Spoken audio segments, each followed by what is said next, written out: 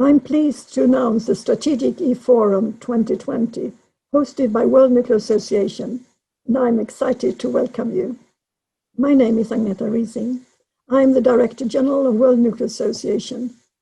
I've had a professional career for over 40 years in nuclear technology. Today, I will not talk about the 40 years. I will talk about just 2 weeks. 2 weeks that give the example of what nuclear technology is all about for me, what it is doing and can do for humanity. It is worlds of possibilities with nuclear technology. The potential of nuclear technology is amazing. I will give you just a glimpse of what can be done. It was illustrated with a series of achievements that took place in just 2 weeks, just recently. On July 20th, the first 163 nuclear fuel assemblies was loaded into Unit 2 of the Leningrad 2 nuclear power plant in Russia. This marks the beginning of the process towards startup of the reactor. When it enters into service, the unit will become the fourth VVER 1200 in operation. Over the next 4 years, similar reactors currently under construction in Bangladesh, Belarus, and Turkey will provide those countries with their first ever nuclear-generated electricity. Again, on July 20th in Belgium, researchers succeeded in accelerating a proton beam for the first time through a component that will form the particle accelerator that will drive the Mira subcritical research reactor. This reactor will be used to demonstrate the concept of transmutation of long-lived radionuclides into shorter-lived elements, a process that one day may be used to treat waste. It will also produce radioisotopes for medicine. Also on July 20th, International Atomic Energy Agency and the Generation 4 International Forum called for greater efforts to support the early deployment of innovative nuclear reactor systems to address climate change. Such reactor system could produce hydrogen and help integrate nuclear and other low-carbon energy sources. Nuclear technology is not only providing its own benefits to society, it is helping other climate-friendly generations to become more effective.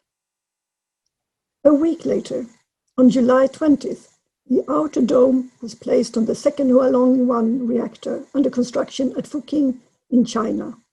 Just like Russia's VVER 1200, China's Hualong 1 technology is being deployed both in domestic and international markets, with 2 Hualong 1 units currently under construction in Pakistan.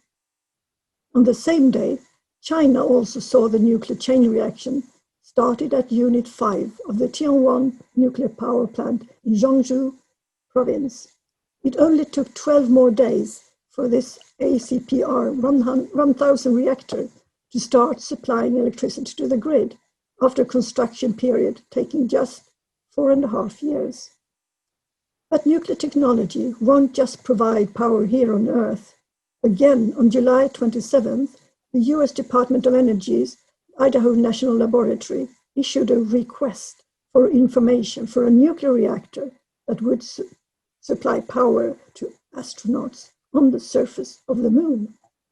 The plan isn't just for this reactor to provide power on the moon. Eventually, it could provide power to the first colonies on Mars. Back on Earth, on July 29th, the Rukashimura reprocessing plant took an important step towards starting up, passing a rigorous safety review. When operational, the plant will help recycle used nuclear fuel, recovering the valuable fissile material and reducing waste volumes. With an operational life of 40 years, progress towards the startup of the plant is a clear commitment to nuclear's long-term role in Japan's energy mix. On July 30th, we saw that nuclear technology being used to explore the planets isn't just a dream for the future, it is really now. And reality. NASA's Perseverance Mars rover was successfully launched from Cape Canaveral and is due to land on Mars in February next year. This rover is powered by a radioisotope thermoelectric generator, a compact and reliable power source converting heat from plutonium-238 into electricity. Earlier Mars rovers combined solar power with radioisotope heat sources, but dust storms covering the panels and blotted out the sun, bringing those missions to an end. Perseverance, like its sister rover Curiosity, already on Mars, is entirely nuclear-powered, enabling longer missions and more flexible operations. The planet Mars is entirely powered by clean energy. Back on Earth, August 1st saw the startup of Baraka 1, the first nuclear reactor in the United Arab Emirates. The reactor started supplying electricity just 2.5 weeks later. This is the first of 4 units at Baraka that are due to start up over the next few years.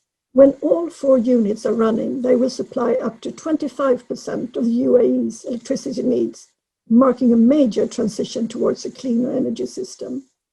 The UAE is the latest country whose foresight of the amazing potential of nuclear technology has borne fruit. More countries will soon follow, and many more must follow after them. We must take the example of what has been achieved over these 2 weeks and repeat it, and repeat again, to deliver not just what is possible with nuclear technology, but to realize the full potential of humanity. All this is so exciting and important to be part of. We in the nuclear community should be proud of every step bringing nuclear technology to benefit each and every one in the world. Let's be part of what more can be achieved. The World Nuclear Association is excited and proud to welcome you to the Strategic eForum 2020. I wish you a very exciting time taking part in the Strategic eForum. You are very, very welcome.